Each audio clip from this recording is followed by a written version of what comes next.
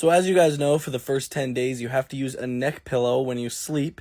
And in my opinion, and in most people's opinions that have had a hair transplant, this is probably the worst part about getting a transplant. Worse than even the pain from the numbing injections that's a couple minutes long. Just because it is so hard to sleep with this thing for 10 days straight that you end up not really sleeping until your body is so tired that you just fall asleep. For instance, I went to sleep fairly early yesterday, around like 10 p.m., 11 p.m., something like that, and I was actually able to fall asleep. But then I woke up at like 2:30 a.m. I was feeling a little swollen. The donor area was a little irritated. I just wasn't feeling great. I got up to get a drink of water and take a quick painkiller, and then I could not fall back asleep. I was up until like 6:30 a.m. and I was so tired.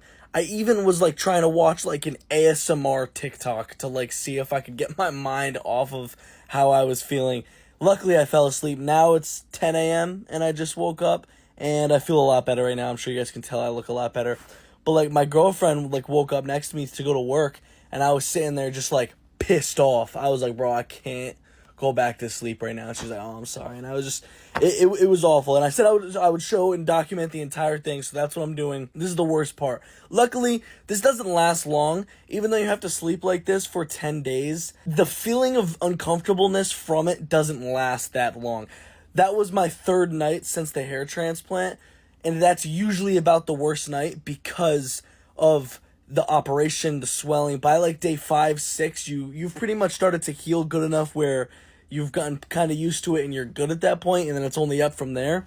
But you just got to get through the rough period. I will say I've definitely healed up a lot better this time than I did last year, because at this point I was so swollen, my face was like a basketball, and I didn't really swell up that bad this time. But that's a whole different video. This is how you are. You know, I was able to sleep like this though, don't get me wrong.